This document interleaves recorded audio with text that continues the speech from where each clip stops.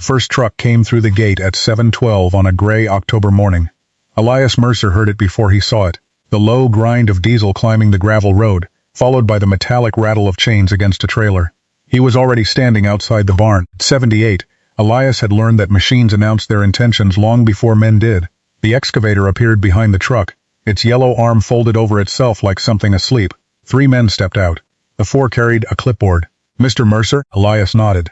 The man glanced past him at the barn. It was easy to understand what he saw. The north side leaned several inches out of square. 2 sheets of roofing had disappeared during the previous winter. Rain had darkened the exposed rafters, and one corner rested on stones that had been set there before anyone alive could remember. The barn had stood for almost a century. This morning it was supposed to come down. "We'll start from the east side," the foreman said. "Keep you clear of the unstable section." Elias didn't move. Behind him, faded boards ran 40 feet beneath the sagging roof. His grandfather had raised those walls. His father had repaired them. Elias had spent most of his childhood carrying feed through the same doorway now marked with orange demolition paint. But sentiment wasn't why he was standing there. "There's something I need to do first." The foreman lowered his clipboard. "I've already disconnected power." "Not power." Elias turned toward the north wall. Inside, the barn smelled of old hay, dry oak, dust, and the faint mineral dampness that appeared every autumn. Sunlight slipped through gaps between the siding. Elias walked past empty cattle stalls and stopped at a section of wall behind an old workbench. At first glance, there was nothing remarkable about it. Then the foreman noticed. The boards were different. Most of the barn was fastened with old square-cut nails and weathered timber.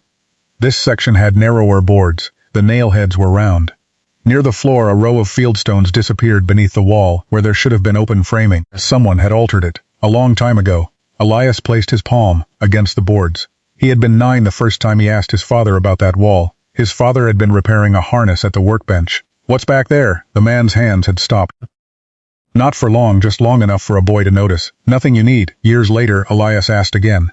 His father gave him the only instruction Elias could still remember word for word: leave that wall alone. There had been one exception. His father gave it during the drought of 1966. When the creek had shrunk between its banks and cattle crowded around the last muddy water hole. He pointed toward the wall. "If this farm ever gets to where there's nothing left to save," he said, "then you open it." Elias had spent 60 years wondering what he meant. Now the cattle were gone. The lower pasture turned brown earlier every summer. Old well produced less water than Elias remembered, and men had arrived with an excavator to erase the barn before noon. He reached beneath the workbench and pulled out a crowbar. The foreman frowned. "Mr. Mercer, that wall may be carrying weight." "It isn't." "How do you know?" "My father built it." One of the younger workers laughed quietly. The foreman didn't. "How much time do you need?" 10 minutes. Elias wedged the crowbar behind the first board. The wood resisted. He pushed harder. A nail screamed from the timber. The board came loose, releasing a breath of cold air from somewhere behind it. Everyone stopped. Elias stared into the narrow black opening. The foreman raised his flashlight. "What the hell is back there?" Elias didn't answer. He could smell wet stone. And beneath the dust, somewhere inside that sealed darkness, he heard something he had not expected to hear. A drop of water. Then another. Elias had heard water behind that wall once before. He had forgotten it for 60 years. Memory returned now because of the dripping. One drop. Then another. He stood beside the opening while the foreman held the flashlight against the darkness. And suddenly Elias was 9 years old again, standing at this same workbench, while rain hammered the barn roof. His father, Walter, had been repairing a harness. Elias had heard something behind the boards. Not mice, not rain, water. "What's back there?" Walter's hands stopped only for a second. Then he pulled the leather strap tighter. "Nothing you need." Elias had asked again years later. The answer had changed: leave that wall alone. For most of his life, Elias had treated those words as one of his father's peculiar rules. Walter Mercer had many of them. Never drive cattle across the lower field after 3 days of rain. Never cut the grass beneath the old sycamore too short. Never deepen a muddy ditch until you knew where the water had come from. And whenever something changed on the farm, Walter watched before he touched it. As a boy, Elias found that irritating. His father could spend 20 minutes staring at a patch of ground before putting a shovel into it. He checked soil with his fingers, watched where cattle gathered in August, noticed which grass stayed green after everything around it browned. He listened to the barn as if the building could speak. A creaking beam meant wind. A scratching wall meant mice. Water appearing beside the south foundation meant something had changed uphill. Walter rarely explained any of it, he simply paid attention. Elias had not understood that until there was almost nothing left to watch. The cattle disappeared first. 30 became 18. 18 became 7. Then none. Feed grew expensive. Fences failed. The lower pasture browned earlier each summer. And the water changed. That was what bothered Elias now. When he was a child, the farm had seemed to hold water differently. The creek could shrink during August. The ground near the old sycamore remained cool. A narrow section of the lower pasture stayed green longer than the surrounding field, and behind the barn stood a livestock trough. Elias could not remember seeing empty. He could remember cattle drinking from it. He could remember ice forming around its rim in winter. He could remember his father cleaning it. What he could not remember was anyone filling it. No hose, no pump, no truck carrying water. As a boy, that had never seemed strange. Water was simply there. Then came the drought of 1966. Elias was 18. For weeks the creek shrank between exposed stones. Dust followed the cattle across the pasture. Neighbors hauled water and talked about wells going weak. One afternoon, Elias found Walter kneeling near the lower field. His father pushed 2 fingers into the soil. The surface was dry. Walter dug deeper, then deeper again. He looked toward the old sycamore, then uphill, toward the barn. "What are you looking for?" Elias asked.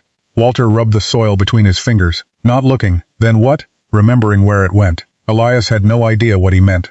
Walter stood and looked toward the north hill. Then he said something Elias would forget for decades. "Water doesn't disappear, son. Sometimes it just stops going where men expect it to." A few days later, Elias saw his father working behind the barn. There were tools on the ground, mud on Walter's boots, and several new boards stacked beside the workbench. By autumn, a section of wall was closed. Elias never connected the two things, not then. Life moved on. Walter's heart weakened.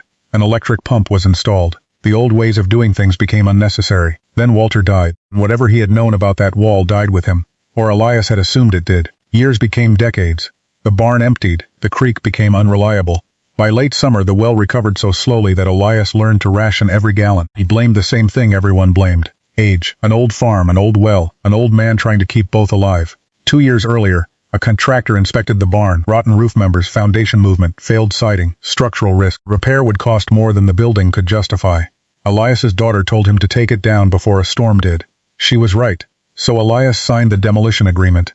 But the night before the excavator arrived, he walked through the barn alone. He carried a flashlight, past the empty stalls, past the loft ladder, past the hooks where harnesses had once hung. Then he stopped at his father's workbench. The wall was behind it. For the first time in years, Elias remembered another thing Walter had said during that drought. Not the warning. The exception. If this farm ever gets to where there's nothing left to save, then you open it. At the time, Elias had thought his father meant the barn. Standing there 60 years later, he was no longer sure. Now morning light entered through the board Elias had pried loose. The demolition crew stood behind him. The excavator waited outside, and from somewhere inside the sealed darkness came another drop. Elias leaned closer. The foreman raised the flashlight. "You hear that?" Elias nodded. The sound wasn't coming from the roof. It was too regular, too close. And suddenly Elias remembered the trough that never seemed to need filling. The wet ground beneath the sycamore, his father kneeling in dry soil, mud on Walter's boots, the new boards beside the workbench, and the sentence Elias had spent 60 years misunderstanding. Water doesn't disappear, sometimes it just stops going where men expect it to.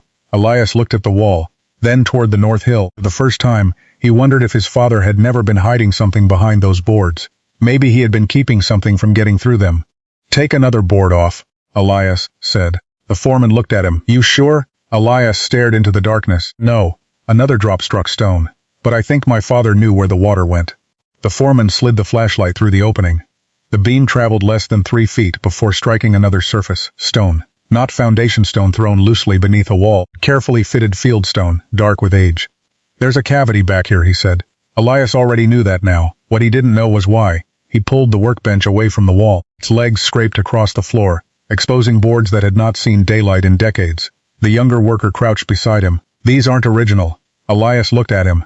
The worker pointed at the nails. Most of the barn's oldest boards were held by square-cut nails. These had round heads. The lumber was different too. Narrower, smoother, probably added years after the original structure went up. It confirmed something Elias had noticed as a child but never understood. This wasn't simply a wall. Someone had deliberately closed something off, and that someone had been his father. They removed a second board, then a third. Cold air spilled into the barn. The smell grew stronger. Damp stone, rust, old timber. The foreman aimed his light downward. There. A metal pipe emerged from beneath the stones. It was badly corroded, perhaps an inch and a half across, running horizontally through the cavity before turning downward into the earth. The younger worker tapped it gently. "Old water line?" "Maybe." Elias knelt. Beside the pipe was an iron valve almost buried beneath dust. Its wheel was orange with rust, but something bothered him. If this were merely an abandoned water pipe, why build a wall around it? His flashlight moved higher. There were marks on one of the inner timbers. Not random scratches. Pencil lines, dozens of them, beside several lines were numbers APR 123114, 26 AUG 1917 lower down, Southam Sycamore, and beside one mark a single word, dry. Elias wiped the timber with his sleeve. The handwriting stopped him. He knew the shape of that capital S. He had seen it on feed receipts, Christmas cards, and handwritten instructions left beside machinery. My father's. The foreman leaned closer. What was he measuring? Elias didn't answer. Not yet. They removed another board. Something metallic reflected the flashlight from the rear corner. Elias reached into the cavity and pulled out a small rectangular box. The lid resisted until the foreman worked a screwdriver beneath its edge. Inside was a bundle wrapped in oilcloth. No money, no jewelry, no deed to forgotten property. Just folded paper. The younger worker looked almost disappointed. Elias wasn't. He carefully unfolded the first sheet. It contained a crude drawing of the farm. The barn was marked near the center. A line ran from it toward the north slope, then disappeared beside a circle labeled Upper Stone. Another line ran downhill toward the pasture. Near the old sycamore, his father had drawn 3 short waves, water. Elias looked from the paper to the rusted pipe disappearing beneath the floor. Then he remembered something. During the worst weeks of the 1966 drought, their cattle had still been drinking from a trough behind this barn. He had never once seen his father fill it from the well. As a boy, Elias hadn't wondered where the water came from. Now, 60 years later, the question felt enormous. The foreman pointed to the dates written on the timber. Those numbers keep getting smaller. Elias studied them again. 3126, 17 measurements. Not construction notes, not inventory, water levels. His father's warning suddenly sounded different in his memory. Leave that wall alone. Elias had always heard those words as a prohibition. Now he wondered whether his father had actually been protecting something. He turned the paper over. There was one sentence on the back, written in Walter Mercer's unmistakable hand. If the lower field goes dry, don't start at the well. Start at the hill. Elias slowly looked toward the barn door. Beyond it, half a mile uphill, stood a line of old trees nobody had touched in 40 years. The excavator outside was still running, but no one was talking about demolition anymore. Elias read the sentence again. If the lower field goes dry, don't start at the well. Start at the hill. Then he folded the paper carefully. Shut the excavator down. The foreman looked toward the open doors. We're already behind schedule. 10 more minutes. You said that 20 minutes ago. Elias pointed at the pipe. If you tear this floor out before I know where that goes, we may destroy the only reason my father sealed this wall. The foreman studied him, then signaled outside. The diesel engine died. For the first time that morning, the barn became completely quiet, and in that silence they heard the dripping clearly. Not from the roof, from inside the stone cavity. They removed the remaining boards. Behind them was a narrow chamber, extending almost 6 feet along the wall. The stonework at its base formed something resembling a shallow channel. At the upper end, a corroded pipe entered through the foundation. At the lower end, another pipe disappeared beneath the barn floor. Between them sat a heavy iron fitting with 2 valves. Elias brushed away decades of dirt. His father hadn't hidden a pipe. He had hidden a junction. The oilcloth bundle contained more pages. Most were covered in dates and measurements. But one drawing was different. Walter had sketched the North Hill in profile. At the top was a cluster of trees. Below it, a line descended toward the barn. Then another continued toward the lower pasture. 3 labels appeared beside it. Springboks Barn. True. Elias stared at the first 2 words. Springboks. Suddenly he remembered a place he had almost forgotten. When he was a child, there had been a stone-lined depression beneath the trees on the north slope. His father never let cattle near it. Once a year he cleared leaves from around it and cut back roots. Elias had assumed it was an old drainage pit. Then sometime in the 1970s, brush swallowed the area. Nobody used it again. The younger worker studied the drawing. So water came downhill, that's what this says. No pump?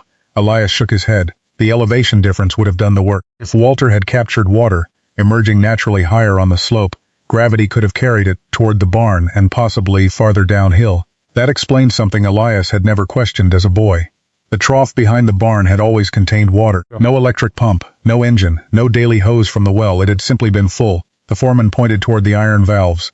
Then why seal all this up? That question remained unanswered. Elias searched the box again. The bottom was a single page folded smaller than the others. Its paper was stained brown along one edge. Across the top, Walter had written, August 23, 1966. Elias knew the date. That drought had been the worst summer of his childhood. Below it were only 4 lines. Upper flow weakening. North line taking mud. Closed barn valve to protect lower line. Then the final sentence. Do not reopen until the spring is cleared. Elias looked immediately at the rusted valve. For 60 years, he had misunderstood the wall. His father hadn't sealed away a functioning water system. He had shut down a failing one to keep sediment from ruining what remained. The wall wasn't the secret. It was protection around the last accessible control point.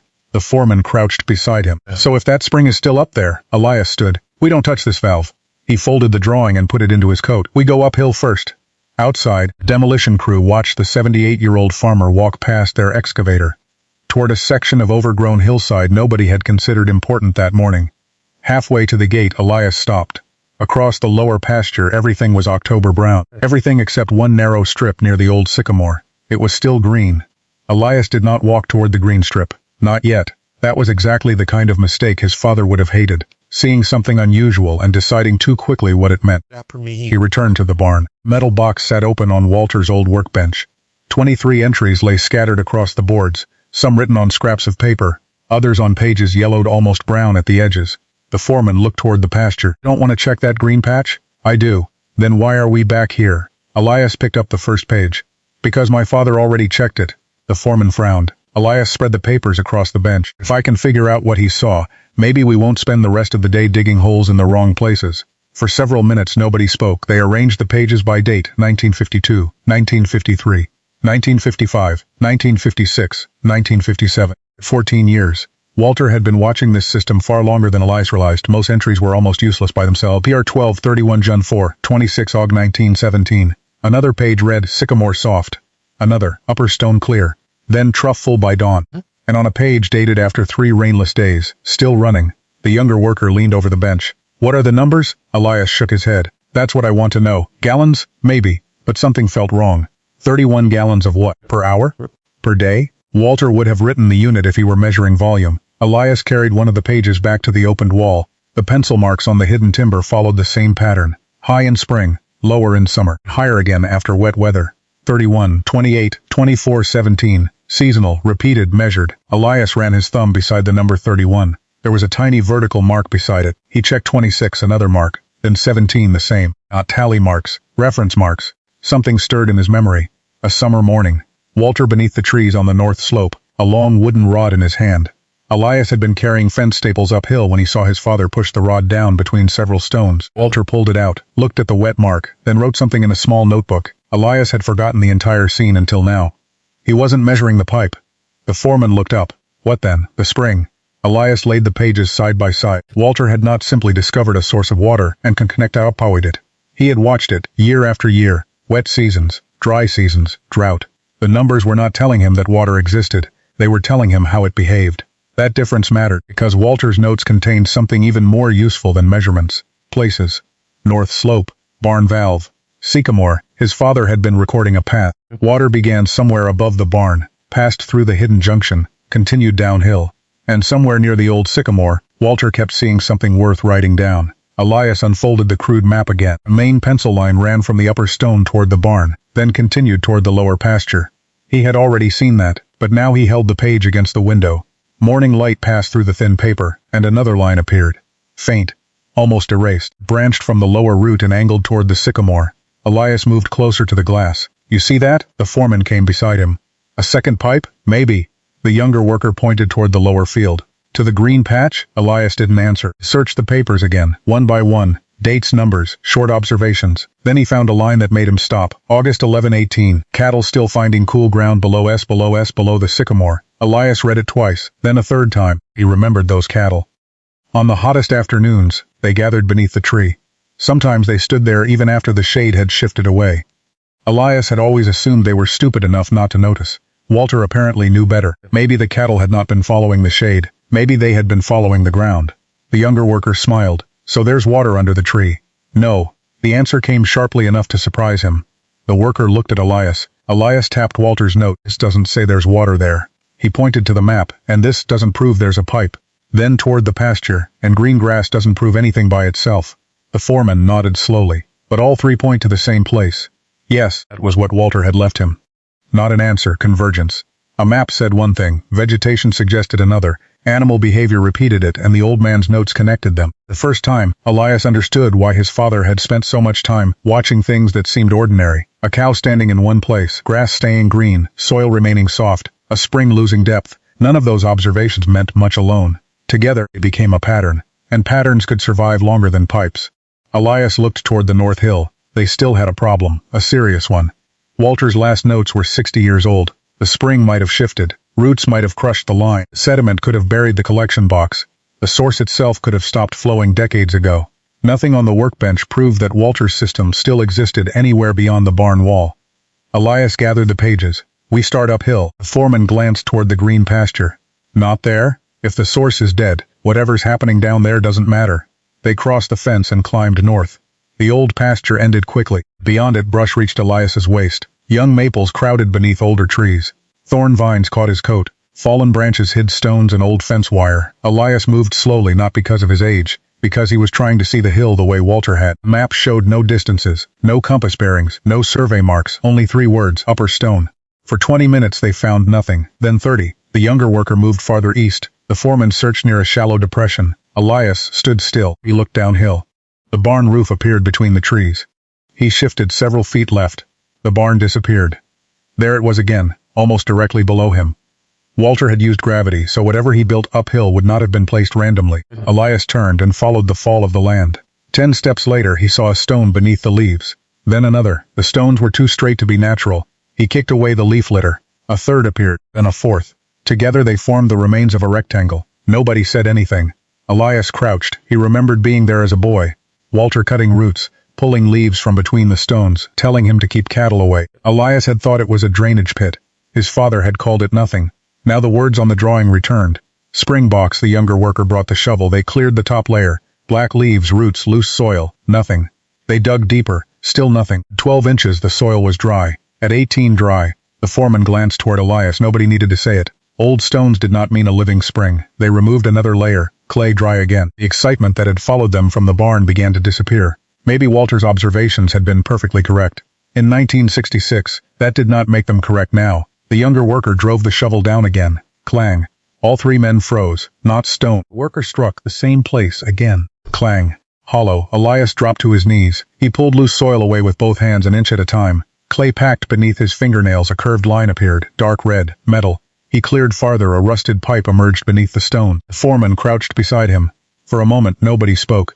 Elias placed his hand around the pipe, then followed its direction with his eyes. Down the slope, through the trees, straight toward the barn. Walter's map had just stopped being a memory. It had become evidence, but Elias felt no relief. Because the pipe was dry, and if there was no water at the other end of it, all they had found was proof that his father had once been right. Not that he was still right. The pipe was real. The water was not. They uncovered 6 more feet before finding the break. A maple root had pressed across the old metal like a fist. Beneath it, the pipe had collapsed inward. Rust had opened a jagged seam, and reddish clay packed the inside so tightly that Elias could not push a screwdriver through it. The younger worker sat back. "There's your problem." "One of them," Elias said. A broken pipe explained why nothing reached the barn. It did not prove there was anything left to carry. They followed the line uphill. 10 feet, 15, 20. The soil darkened slightly beneath the leaves, but every handful Elias squeezed crumbled dry between his fingers. At the stone spring box, they began removing debris. Leaves first, then roots, then decades of black sediment. The original stone chamber slowly emerged. Empty, they dug deeper. Dry, another 6 inches. Dry, the foreman checked his watch. Elias noticed but said nothing. An hour earlier, Walter's map had felt like evidence. Now it felt 60 years old. Maybe the spring had shifted underground. Maybe tree roots had changed its path. Maybe it had simply stopped. Finding his father's pipe did not mean finding his father's water. Elias sat on the edge of the stone box and looked downhill. Through the trees he could see the barn almost directly below them. Beyond it lay the lower pasture. Spring. Barn truck. 3 points descending along the same slope. Then one sentence from Walter's notes returned to him. North line taking mud. Elias stood. Dig the uphill side. The younger worker frowned. "We already hit the bottom." "Not the bottom." Behind it, it pulled away another layer of packed sediment where the chamber met the hill. Black soil became gray clay. The shovel went deeper. Nothing. Then gravel appeared. Still dry. The younger worker drove the blade beneath it. No gush came. No hidden stream burst from the earth. Instead, something far easier to miss happened. The gray clay changed color. A patch no larger than Elias's palm slowly turned charcoal. "Stop!" Everyone froze. Elias climbed into the chamber and touched it. Cold. Not cool from shade. Cold. He pressed 2 fingers into the gravel. For several seconds nothing happened. Then moisture appeared between the stones. A single clear bead formed. It grew until gravity pulled it down the clay. The younger worker smiled. "That's it." Elias shook his head. "That's 1 drop." They waited. Another appeared. Then another. Slowly a shallow wet patch spread across the gravel. It was not enough to fill a bucket. Not enough to water cattle. Not enough to save anything. It had appeared after decades of sediment and roots were removed. The foreman crouched beside him. So the spring survived. Maybe. Elias refused to give one wet patch a bigger meaning than it deserved. Walter would not have. The seep could strengthen after rain and vanish in drought. They needed persistence. They needed a root. They needed another piece of evidence. Elias stood and looked downhill. From this height, the pasture revealed something the barn had hidden. Most of it was October brown. But beginning below the barn, a faint ribbon of greener ground crossed the slope, uneven, broken in places, yet visible, and it ended at the old sycamore, exactly where Walter's map sent the lower line. Elias stared at it. Spring had not given them proof. It had given them a direction. He picked up the shovel. "We've spent all morning asking whether water still comes out of this hill." The foreman followed his gaze toward the green strip. Elias started downhill. "Now we find out whether the land remembers where it used to go." The green strip almost disappeared when they reached it. From the hill it had looked like a faint ribbon, crossing the brown pasture toward the sycamore. Up close it was nothing more than scattered grass. Greener here, thicker there, hardly evidence of anything. The foreman pressed his boot into the ground. Could just be a low spot. It could. Elias wanted that possibility left alive. His father had spent 14 years recording observations. Elias wasn't going to turn one patch of green grass into proof, because he wanted the story to be true. He looked toward the sycamore. The tree stood near the lower edge of the pasture, massive and alone. Elias remembered cattle gathering beneath it during the hottest afternoons of his childhood. He had always assumed they wanted shade. Walter had written something different. Cattle still finding cool ground below S. Elias stopped 20 feet uphill from the trunk. Here the shovel cut through 6 inches of topsoil, then brown clay. Dry. At 12 inches, still dry. At 18, nothing changed. The younger worker opened another hole far downhill, same result. They moved 10 feet east. Dry, then west. Dry again. For nearly half an hour the pasture gave them nothing. No pipe, no wet soil, no hidden channel. The green grass suddenly looked much less mysterious. The foreman wiped his forehead. Runoff could collect here. Elias nodded. It was possible. Walter's map was crude. No measurements, no distances, no exact route. 60 years of roots, erosion and farming could have erased whatever had once crossed this field. They might spend the rest of the day digging holes around a tree because a dead man had drawn a pencil line toward it. Elias looked at the sycamore again. Then he noticed the roots. Most spread outward near the surface. But on the uphill side, one heavy root turned sharply downward, toward the greener ground. He walked over and knelt. The dead grass beneath his palm felt ordinary. He pushed his fingers deeper. The soil held together. Not wet, but different. He grabbed a handful from several feet away. It crumbled. He took another beside the root. It stayed in a clump. "Dig here." The younger worker drove the shovel down. 6 inches brown soil, 12, clay. At 18 inches the clay changed color. The worker lifted the shovel. A thin smear of moisture remained on the steel. Nobody celebrated. They dug deeper. At 2 feet, clang. The worker stopped. Elias crouched beside the hole. Again, clang. Metal. They widened the opening carefully. A narrow rusted pipe emerged from the clay. For several seconds Elias simply stared at it. The pipe was smaller than the line at the spring box. But it was exactly where Walter's notes had told them to look. The foreman crouched. So the map was right. About the root. Elias brushed soil from the pipe. Not about the water. They exposed another 3 feet. Near the sycamore the line reached an old joint. The metal there had split. The surrounding clay was dark. Elias pushed 2 fingers into it. Cold moisture coated his fingertips. Not standing water. Not a buried stream. Just persistent dampness. The younger worker grinned. "You found it." Elias looked at him. "Found what?"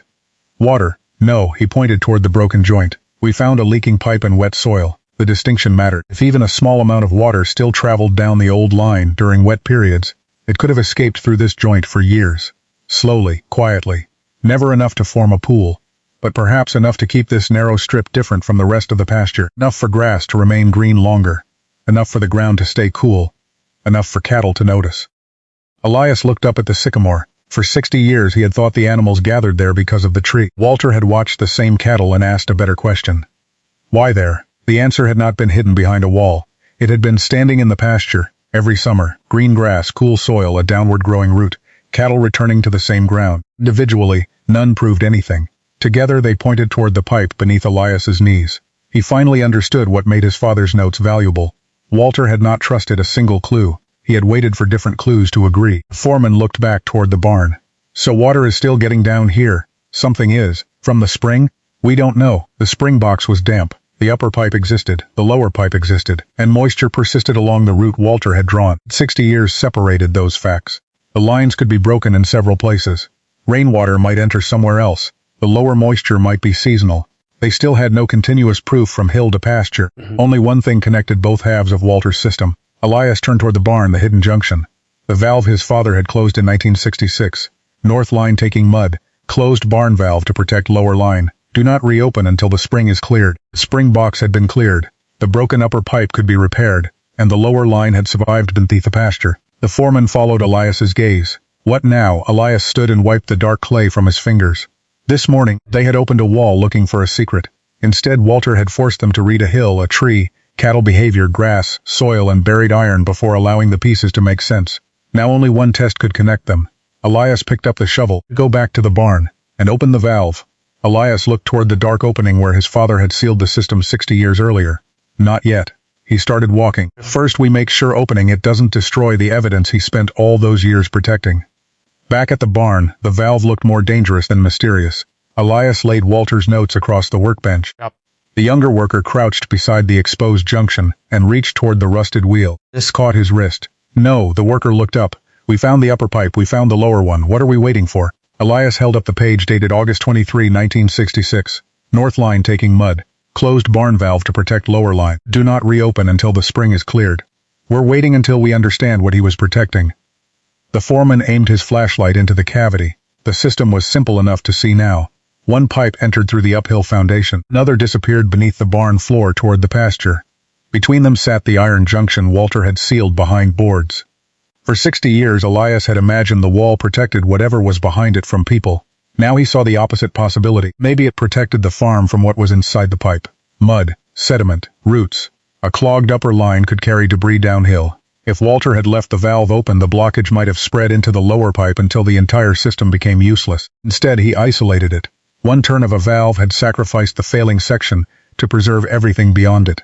The younger worker looked at the wall. Then why cover the valve? So nobody opened it without knowing why it was closed. The answer surprised Elias as he said it. His father had not hidden treasure. He had hidden a warning. Elias searched the exposed timber again. Measurements covered one section, arrows another. Near the pipe, almost lost beneath dirt, he saw 3 faint words. He wiped them with his sleeve. Flush before opening lower. Nobody spoke. The foreman finally said, "There's your answer." "No," Elias said. He looked toward the hill. "There's the instruction." They returned to the spring box with buckets, hand tools, and a short replacement section for the collapsed pipe. This time Elias refused to dig aggressively.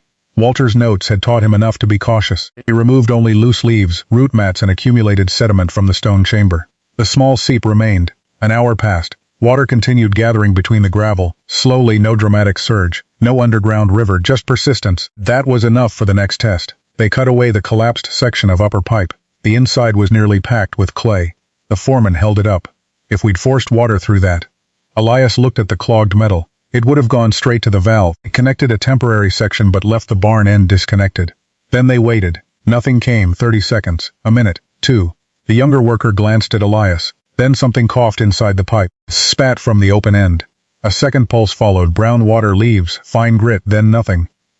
The foreman raised an eyebrow. Elias kept watching. Another pulse came, then another. Gradually the gaps shortened. A thin stream began running into the bucket. Dark brown at first. They emptied it. Again and again. With every bucket the water carried less sediment. By late afternoon Elias could see the bottom through it. The younger worker held up a jar. "So we can open the valve now." Elias looked at the water, then at Walter's instruction. "Flush before opening lower." "Not today." The worker stared at him. "Why?" "Because clear isn't the same as clean." Elias set the jar down. "And flowing for an hour isn't the same as flowing tomorrow." The foreman smiled faintly. "Sound like your father!" Elias ignored that. But the words stayed with him. They returned to the barn near sunset. Golden light entered through the boards they had removed that morning. The hidden chamber no longer looked like a secret room. It looked like a control point. Walter's measurements covered the timber. His map lay open on the bench. Outside, the hill fed a small amount of water into a pipe that had been silent for decades. Below them, another line waited beneath the pasture. Between those two halves sat one rusted valve. The younger worker leaned against the workbench. "So all this time you thought your father wanted you to find what was behind the wall?" Elias studied Walter's handwriting. No, finally understood the difference. The wall had given them almost nothing by itself. A pipe, a valve, old paper, everything important had been outside it. The stones on the hill, the sediment, the green grass, the sycamore, the cool soil, the buried lower line. His father had not preserved an answer. He had preserved enough clues to make someone earn it. Elias touched the valve wheel. Tomorrow they would flush the upper line again. If the flow remained steady, they would work the rusted stem loose. Only then would they open the lower route, and only then would they learn whether Walter had managed to protect it. Outside, the excavator still waited beside the barn. That morning, Elias had stopped the machine because he thought there might be something valuable inside the wall. Now he knew better. The valuable thing was not inside it. It was the system the wall had kept from being destroyed before anyone remembered how to read it. It did not open the valve the next morning. First, Elias wanted the upper line clean. The collapsed section near the spring box was beyond saving. They cut it out and installed a temporary replacement, keeping as much of the original route intact as possible. Then they waited. A bucket sat beneath the disconnected pipe at the barn. For several minutes nothing happened. Then came a sound from inside the line, a hollow gurgle. The younger worker leaned closer. Mud spat from the pipe and stopped. Another pulse came seconds later. Brown water carrying fine sediment and fragments of decayed leaves. The foreman looked at Elias. That's why he closed it. Elias said nothing. They let the line flush. The flow was weak, nowhere near enough to justify celebration, but it continued. 10 minutes, 20, 40. By late morning the water was noticeably clearer. Elias carried one of his father's pages to the north wall, flush before opening lower. Walter had written those words decades before the men standing there were born. Now Elias understood exactly what they meant. Only then did he kneel beside the old valve. They had soaked the rusted stem overnight with penetrating oil. Even so, when Elias put both hands on the wheel it refused to move. He tried again, nothing. The younger worker offered a pipe for leverage. Elias shook his head. Break the stem and we lose the control point. They cleaned the threads instead. Worked the wheel backward. Then forward, a fraction of an inch. Back again. For nearly half an hour they moved it little by little. Finally the valve gave a low metallic groan. The wheel turned. Everyone became silent. Water entered the junction. For a moment nothing came from the lower line. The pipe beneath the floor began knocking. Once, twice, a vibration traveled through the metal. The younger worker smiled. It's moving. But seconds later the sound stopped. No water reached the pasture. They checked the valve. Open, upper line. Flowing, lower line. Nothing. Elias felt the morning's hope disappear. Somewhere between the barn and the sycamore 60 years of rust, roots or sediment had blocked the pipe. The system had survived, but it did not work. Not yet. It returned to the broken joint, discovered near the green patch, and opened the line there. A thick plug of black sediment filled the pipe. The foreman pushed a flexible rod into it. 2 feet. 4, then resistance. They worked carefully, pulling out mud rather than forcing it farther downstream. The blockage loosened. A dark trickle appeared. Then stopped. The worker pushed again. Something released inside the pipe with a wet sucking sound. A stream of muddy water spilled into the hole. Nobody cheered, they simply watched. The stream became clearer. Not powerful, not miraculous, but continuous. Elias crouched and put his fingers beneath it. Cold water ran across his knuckles. The first time since he was a boy, water had traveled from the north slope, through the barn, and into the lower field without an electric pump. Gravity had done what his father designed it to do. The foreman looked toward the old building. So the barn really was part of it. Elias nodded. The spring was higher, the pasture was lower. The barn sat between them, protecting the point where Walter could isolate, flush and redirect the line. Its location had never been accidental. Elias knew one afternoon of flow proved very little.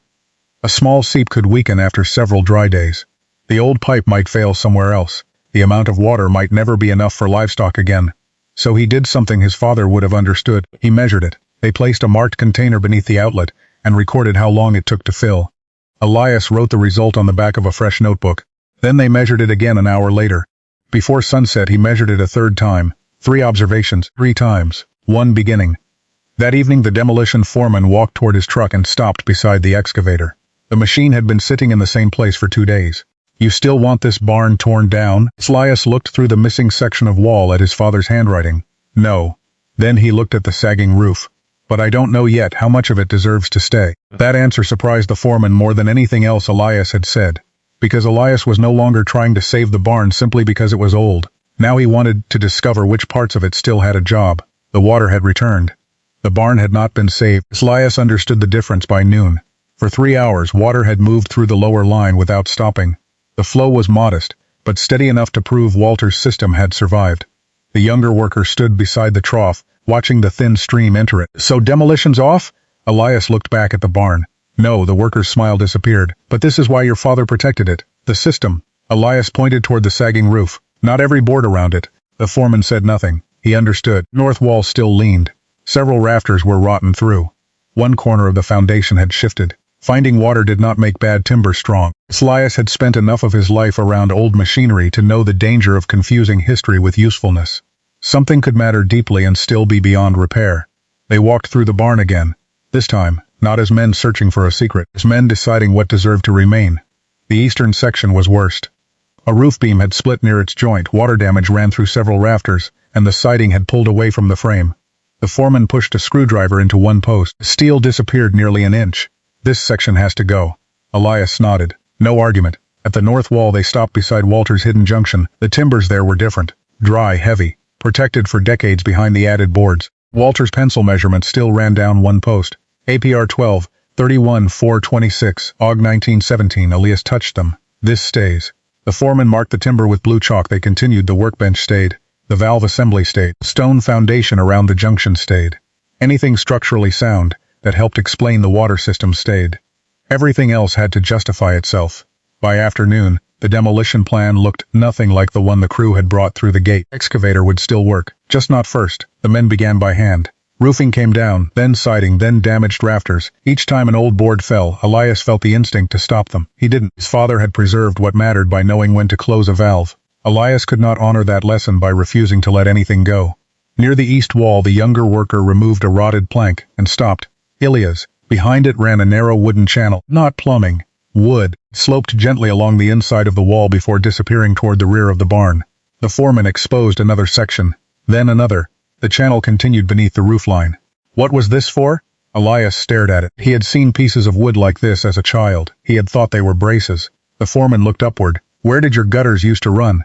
Elias pointed toward the roof edge. They went outside. Old iron brackets still clung beneath the eaves, most bent or empty. Below one was a notch cut through the siding.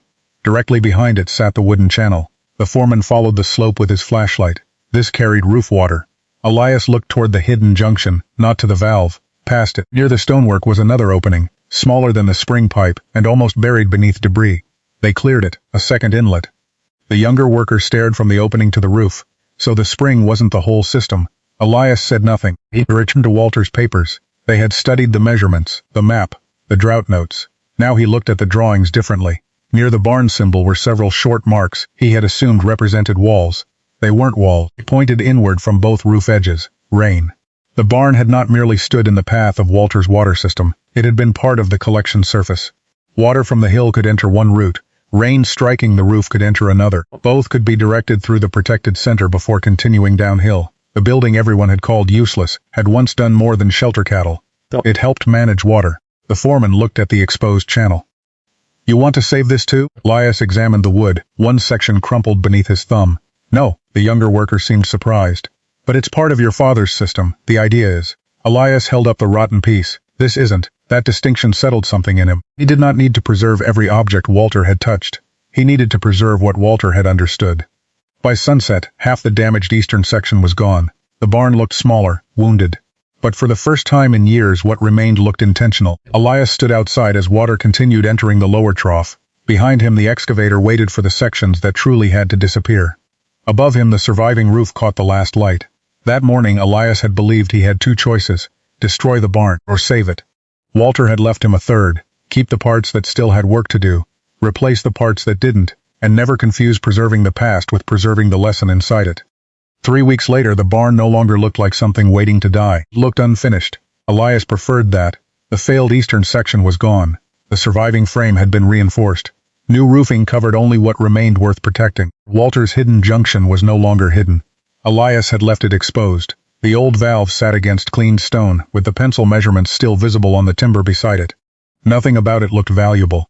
That seemed appropriate. Most important things his father had left had never looked important. The spring line continued to run. Not strongly, not perfectly. Elias measured it every morning. Time, flow, weather. He wrote each result in a notebook. After rain the flow increased. During dry stretches it weakened, but it did not stop. The lower pasture changed slowly. The narrow green strip near the sycamore became easier to see. Elias refused to call that proof of recovery. One season could lie. Walter had watched 14 years before trusting what the land was telling him. Elias had been watching 3 weeks. The roof system was the last part they had not understood. Wooden channels discovered during demolition were too rotten to reuse, but their slope revealed their purpose. Rainwater had once entered the barn from both sides. The question was where Walter sent it. Elias and the foreman followed one surviving channel toward the north wall. It ended above a stone basin hidden beneath decades of dirt. At the bottom was a small iron outlet. The younger worker cleared it with a piece of wire. The opening connected to the same protected route that served the lower pasture. The foreman looked toward the roof, so every storm fed the line. Some of it, Elias said. He would not claim more than the evidence showed. The spring had provided steady water. The roof had provided occasional water. Walter had found a way to use both, not one miraculous source, several small sources working together. That was the system. The younger worker looked at the rotten channel. We can rebuild it exactly. Elias shook his head. No. Why not? Cause exactly isn't the point. The old wood had done its job, now it was failing. So they copied the slope, not the material. New gutters ran along the surviving roof. A simple screened inlet kept leaves from entering the line. A removable cleanout gave Elias access to the point Walter had once sealed behind boards. The route remained, the weak parts changed. When the first rain came, Elias stood inside the barn. Water struck the new roof. At first nothing happened. Then he heard it, a soft rush inside the gutter. Water entered the screened inlet, passed into the collection point, and disappeared toward the lower line. Elias walked outside. At the trough the flow strengthened, not dramatically, just enough to see.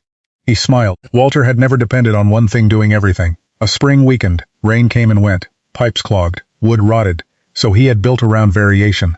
Elias finally understood why his father had recorded dates instead of promises. Walter had not designed a farm that never failed. He had learned how it failed, and where. The next morning Elias's daughter arrived. She stopped at the gate. For years she had asked him to demolish the barn. Now half of it was gone. The rest stood straighter than before. She walked inside and stared at the exposed valve. You left the wall open. Yes, I thought Grandpa wanted it sealed. So did I. Elias handed her Walter's map. She studied it, then looked toward the hill. This was all here? The pieces were. You just didn't know? Elias looked at the measurements on the timber. No, I didn't know how to read them. He showed her the new notebook, dates, rainfall observations. Spring flow notes about the sycamore ground. She turned several pages. You're doing what he did. Elias looked toward the lower pasture. No, he thought about it. I'm starting to.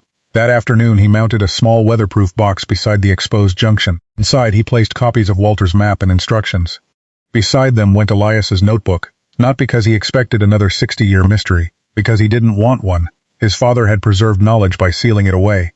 Elias chose something different. He labeled every valve, marked the direction of every line, drew the spring box, marked the roof inlet, marked the sycamore. Then he added one sentence beneath the diagram, watch before you change anything. He stood back and read it. Walter had never written those words. He had not needed to. He had spent a lifetime demonstrating them. Outside, water moved quietly through the line toward the pasture. The barn had once protected cattle, then it protected a valve. Now it protected something else, a record. One the next person would not have to tear down a wall to understand. By November, the pasture had gone mostly brown. The strip beneath the old sycamore had not. Elias stood beside it, one cold morning with Walter's map folded inside his coat and his own notebook in his hand. The difference was subtle. It always had been. That was the point. The spring had not transformed the farm. It had not brought the cattle back. It had not made Elias young again. And it had not turned a failing barn into something that would stand another 100 years untouched. The water simply continued, some days stronger, some days weaker. After rain the roof added more. During dry stretches, spring gave less. Elias measured all of it, then wrote it down. Walter had taught him 60 years late, not to confuse persistence with abundance. A truck came through the gate shortly after 9. Elias recognized his daughter's car behind it. She had brought his grandson Noah. The boy was 12. Old enough to ask questions faster than Elias could answer them. Noah jumped out and stared at the barn. Mom said you were tearing it down. We did. The boy frowned. It's still here, some of it. That answer seemed to bother him. Elias smiled. Come on. Inside the barn looked nothing like it had on demolition morning. The dangerous section was gone. New material strengthened the surviving frame. Walter's junction remained exposed behind the workbench. Beside it hung the weatherproof box containing the maps, instructions, and Elias's notebook. Noah walked directly to the old timber. What are those numbers? Your great-grandfather wrote them. What do they mean? Water. The boy looked at the wall. There's no water there. Elias almost laughed. He had once made the same mistake. Get your coat. They walked uphill. At the spring box, Elias removed the cover. Water gathered slowly between the stones. Noah watched for several seconds. That's it? That's it? That little bit? Elias nodded. The disappointment on the boy's face was unmistakable. Elias understood it. A hidden wall should contain something dramatic. A secret spring should burst from rock. A 100-year-old mystery should end with something bigger than a few inches of cold water. Instead, Elias pointed downhill. Where do you think it goes? Noah followed the slope with his eyes. The barn? Partly. They walked down to the sycamore. Elias pushed a small soil probe into the ground near the repaired lower line. Then into the brown pasture 20 feet away. He handed both samples to Noah. Feel them. The boy squeezed the first, then the second. This one's colder. And Noah squeezed again. Wetter. Elias nodded. They walked back toward the barn. Noah kept looking over his shoulder at the pasture. So great-grandpa knew the water was there? He knew where to watch. Isn't that the same thing? No. Elias stopped. That difference had taken him most of his life to understand. Knowing means you stop looking. He pointed toward the hill. Your great-grandfather never stopped looking. Inside the barn, Noah opened Elias's notebook. Pages of dates filled it. Spring flow, rain, dry days, notes about the pasture, notes about the sycamore. He turned back to Walter's old measurements, then forward to Elias's. You write like him. Elias looked at the two sets of handwriting. Different hands, same habit. I didn't used to. Noah looked toward the place where the sealed wall had once stood. Why did he hide all this from you? For a moment, Elias had no answer. That question had followed him since demolition morning. Perhaps Walter believed he would return and repair the system himself. Perhaps illness came sooner than expected. Perhaps the electric well made the old lines seem unnecessary. Or perhaps Walter had simply been a man who understood land better than he understood how to explain himself. I don't think he meant to hide it forever, Elias said. He told me when to open the wall. When there was nothing left to save. Noah looked around the surviving barn. But there was. Elias nodded. That's what I got wrong. He had thought Walter meant the building, then the farm. Now Elias understood the sentence differently. The wall was not meant to reveal something that would save everything. It was meant for the moment when Elias had exhausted the answers he already knew. Only then would he be desperate enough to look differently. Elias opened the weatherproof box. He placed Walter's original instruction beside his own notebook, then handed Noah a pencil. Do I write? Elias pointed outside. Nothing yet. The boy frowned. Then why'd you give me the pencil? Because first you look.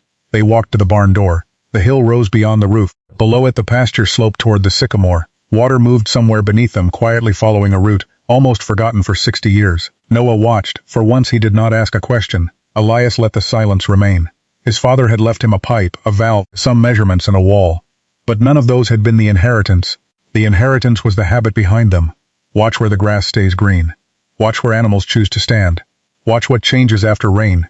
Watch what disappears during drought. Measure before believing, understand before changing, and leave enough behind that the next person does not have to begin from nothing. Noah finally raised the pencil. Okay, he said. Now what? Elias looked across the farm. Now we write down what we notice.